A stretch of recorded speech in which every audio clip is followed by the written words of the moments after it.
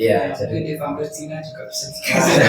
ya baju vampir tapi pakai desain batik gitu ya.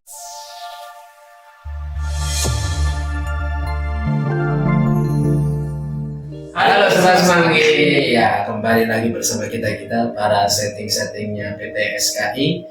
Untuk kali ini ya masih dengan buku yang sangat menarik bagi kami, yaitu Antologi Desain Grafis Indonesia. Nah di sini itu ada sebuah topik yang topik judulnya ini ya teman-teman, itu bukan tentang soal teori tapi lebih ke arah praktis seperti itu. Jadi judulnya adalah Interaksi dan Negosiasi Iklan Enamel Mencerminkan Pola Penetrasi Iklan Masa Kolonial Hindia Belanda. Nah ini kok apa ini ya kan? Maksudnya enamel ini seperti apa? Jadi kalau misalkan di dalam buku ini ya, ini BTW bab 5 ya teman-teman ya. Jadi di sini itu iklan enamel menjadi bagian penting dari sejarah peradaban seni visual, dalam hal ini periklanan media luar ruang. Jadi kalau misalkan di masa yang sekarang yang paling mirip dengan iklan enamel saat ini itu adalah spanduk-spanduk dan banner-banner gitu. Jadi kalau misalkan zaman dulu itu wujudnya seperti apa, itu biasanya ada di seperti ini teman-teman ya. Ini ada contoh bukunya. Ya kelihatan kan ya. Ya ini biasanya kadang-kadang ada di kereta kuda seperti itu. Ya ini biasanya ada di kereta kuda, ada di tank-tank di sini ada ya. Ada betul. Dan kalau misalkan untuk dari segi contoh desainnya itu kurang lebih seperti ini ya. Ini menggambarkan banget kalau misalkan ini memang desain poster atau desain yang menggambarkan banget bahwa ini itu ada di zaman Hindia Belanda. Jadi tapi seperti ini ya teman-teman ya. Kalau misalkan kita lihat di kesimpulannya ini, ikan enamel ini memang diasosiasikan dengan bagaimana kebudayaan Eropa itu memasuki Indonesia. Jadi kalau misalkan di sini itu juga ada ya teman-teman ya. Ini tuh ada tulisannya mesin jahit seperti itu. Jadi ini tuh tulisannya bahasa Indonesia waktu itu ya, tapi dimodelkan desainnya itu seperti ala-ala desain Eropa. Jadi kalau misalkan yang paling menarik di sini itu sebetulnya bukan soal pembahasan teorinya, tapi bagaimana budaya itu bisa dimasukkan di sebuah desain dan bisa dijadikan sebuah alat untuk menyebarkan budaya kita. Jadi kalau misalkan di praktis ini ya teman-teman ya, yang menarik itu adalah di situnya. Jadi ini ada budaya Eropa nih, desainnya budaya Eropa, tapi dipasarkan atau diiklankan di Indonesia ya kan, di Indonesia dan dipakai, dan akhirnya kita mengetahui bahwa budaya Eropa itu seperti ini dari contoh-contoh desain itu tadi. Jadi kalau misalkan saya sendiri ya, untuk penerapan ini itu antara setuju dan nggak setuju gitu. Kalau misalkan Mas Dani gimana menurut Mas Dani? Iya.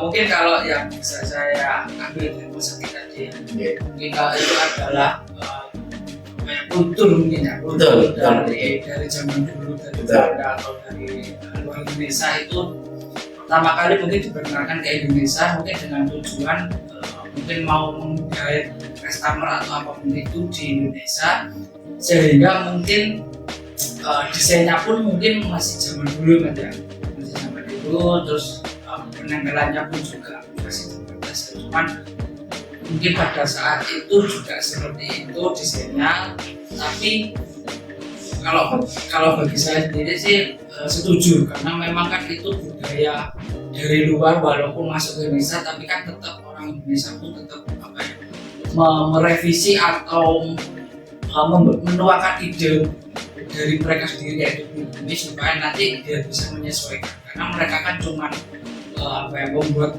sebuah style dimasukkan ke Indonesia, nanti pasti akan diadaptasi oleh seniman atau orang-orang yang mungkin ada skill di situ. Jadi menurut saya sih itu kan ada masalah ya Mas Dani. Jadi terlepas itu membawa budaya luar ke dalam Indonesia, dan mungkin kurang mencerminkan budaya Indonesia dalam segi desainnya, Mas Dani tidak ada masalah dengan bagaimana iklan enamel ini waktu itu ya kan lebih mengarah budayanya ke budaya Eropa seperti itu ya Mas Dani. Jadi desain nggak ada masalah gitu ya. Misalkan karena kan juga bisa dikombinasi juga ya, mungkin nanti mau dikasih apa supaya nanti biar style dari luar itu bisa membawa gitu. Jadi bisa dikombinasi supaya nanti lebih bisa diterima lah sama Indonesia sendiri.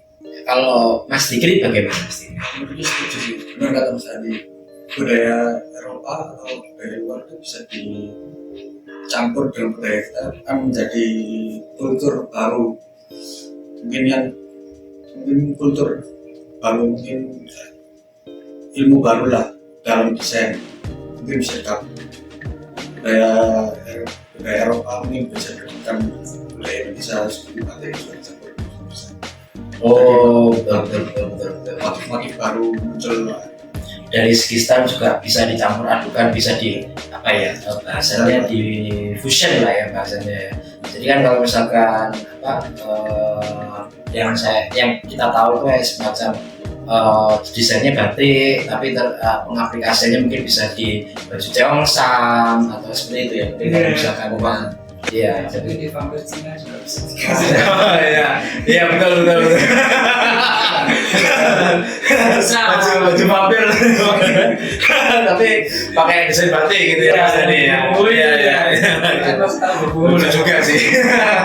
Ya betul sih. Kalau misalkan saya sendiri ya mungkin betul kalau misalkan kita ngomongin pengaplikasiannya bagaimana prakteknya itu saya juga nggak ada masalah ya, dan sangat setuju sekali, dan itu mungkin kalau misalkan di zaman sekarang itu adalah sebuah alat lah. Kalau misalkan di zaman sekarang ya, kalau zaman dulu kan kita memang udah jauh berbeda bagaimana kita mengiklankan sesuatu ya, membuat branding, marketing itu kan memang berbeda. Tapi memang ya itu tadi ketika caranya seperti itu kita bisa melihat bahwa oh iya kalau misalkan nggak ada masalah kok menggunakan budaya kita ya kan sebagai acuan untuk sebuah desain, kemudian dibagikan stylenya ke negara lain itu nggak ada masalah seperti itu. Tapi mungkin ya kalau misalkan saya sedikit boleh berpendapat di awal tadi kan saya antara setuju nggak setuju ya. Kalau misalkan nggak setuju sih mungkin di bagian arah ininya sih. Kalau misalkan tidak ada ketika ada seperti itu kan ya berarti kan ada budaya orang luar nih ya kan, orang luar nih pengen stylenya seperti ini, menunjukkan budayanya seperti itu. Misalkan contoh ya, ini saya nggak ada masalah dengan dengan yang ingin saya sebutkan ini. Misalkan contoh budaya K-pop. Ya kan, budaya K-pop ini kan memang dari segi desain memang masuk banget ya kan ke negara kita. Kalau zaman dulu juga sempat ada J-pop seperti itu. Tapi yang saya nggak setuju itu apabila kita itu terlalu berpaku dan berpacu pada style tersebut hanya karena itu lagi viral. Seperti itu. Jadi kalau misalkan ya kita tuh harus tetap punya style sendiri, harus tetap punya budaya sendiri. Ketika ada budaya orang lain yang masuk ya jangan sampai budaya itu menguasai budaya kita, style itu menguasai betul. Jadi kita harus tetap mempunyai karakter sendiri. Kalau bisa K-pop itu kita ulik bagaimana caranya bisa masuk ke budaya-budaya kita dalam sehari-hari. Ya mungkin tadi dari baju kalau misalkan K-pop kan kalau Korea itu apa ya baju ininya ya, baju daerahnya.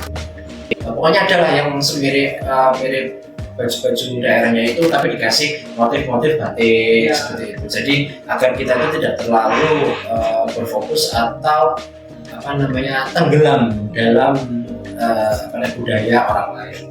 Kurang lebih itu sih dari yang sudah kita bahas untuk kali ini. Semoga bermanfaat. Saya Atik. saya Sikri. Saya Gani. Dadah.